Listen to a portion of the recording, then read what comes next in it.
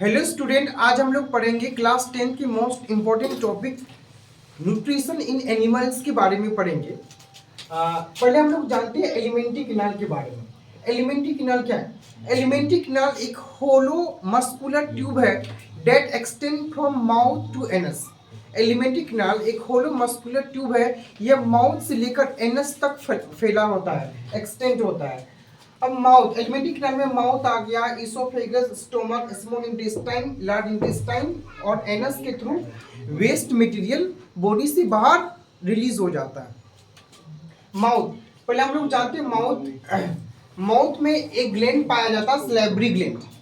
स्लैबरी gland यह produce करता है स्लाइवा। स्लाइवा में वाटर पाए जाते हैं, आयंस पाए जाते हैं और इंजाइम पाए जाते हैं। स्लैबरी एमाइलेज इंजाइम पाए जाते हैं और एक और पाए जाते हैं लाइसोजाइम। लाइसोजाइम एक एंटीबैक्टीरियल है, माउथ में इंफेक्शन को प्रिवेंट करता है। स्लैबरी एमाइलेज क्या करते हैं? स्लैबरी एमाइलेज का दूसरा नाम है टाइलिन। स्लैबरी एमाइलेज ये स्टार्च का मतलब हो गया कॉम्प्लेक्स कार्बोहाइड्रेट। स्टार्च है ना, वह ग्लूकोज का, starch is a polymer of glucose, मतलब स्टार्च एक एक ग्लूकोज यूनिट से, एक एक ग्लूकोज मोनोमर से बना है। तो स्लैबरी एमाइलेज स्टार्च मॉलिक्यूल को सिंपल शुगर में कन्वर्ट कर देते हैं। तो माउथ में 30% स्टार्च का डाइजेशन होता है। और दूसरा है, उसके बाद फूड आता है ईसोफेगस में। ईसोफेगस एक ट्यूब है। There is no significant digestion take place in oesophagus. Oesophagus में फूड का डाइजेशन नहीं होता है। ईसोफेगस में एक मोमेंट होता है पेरिस्टाल्टिक मोमेंट। ईसोफेगस में जब फूड आता है, ईसोफेगस के जो वॉल है ना, वह कॉन्ट्रैक्ट और रिलैक्स करता है, जिसके कारण से फूड आगे की ओर एक्सपेल करता है। उसके बाद फूड आता है स्टोमक में। स्टोमक में एक ग्लैंड पाए जाते हैं, उसका नाम है गैस्ट्रिक ग्लैंड। गैस्ट्रिक ग्लैंड यह गैस्ट्रिक जूस सिक्रीट करता है। क्या सिक्रीट करता है? Gastric juice.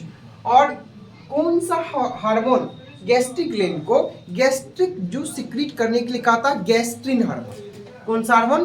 Gastric hormone stimulate gastric gland to produce gastric juice. Gastric juice में पाए जाते हैं हाइड्रोक्लोरिक एसिड, पेप्सिन और mucus. Hydrochloric acid it help in digestion of food. यह फूड के डाइजेशन में हेल्प करते हैं।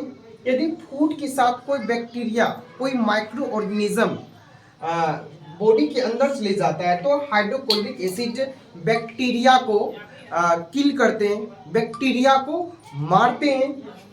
पेप्सिन एक एंजाइम है और हाइड्रोक्लोरिक एसिड एंजाइम को भी एक्टिवेट करते हैं। जब पेप्सिन इनएक्टिवेटेड फॉर्म होता है, उसको बोलते हैं पेप्सिनोजन। तो हाइड्रोक्लोरिक एसिड पेप्सिनोजन को पेप्सिन में कन्वर्ट करता है।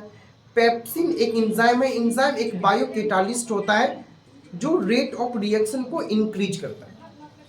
पेप्सिन है ना, वह प्रोटीन का डाइजेशन करता है। स्टोमक में से प्रोटीन का डाइजेशन होता है। स्मॉल अमाउंट में फैट का डाइजेशन होता है। फैट के डाइजेशन जो करता है ना, वह गैस्ट्रिक लाइपेज करता है।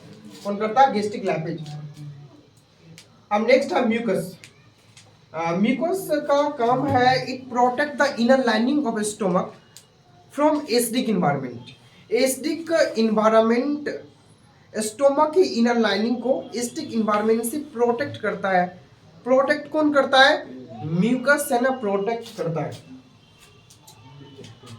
स्टोमक के बाद जो फूड है ना, वह कहाँ चले जाता है? स्मॉल इंटेस्टाइन में जाता है। और स्मॉल इंटेस्टाइन में जाता है और स्मॉल इंटेस्टाइन में कार्बोहाइड्रेट, प्रोटीन एंड फैट का कंप्लीट डाइजेशन और एब्जॉर्प्शन होता है।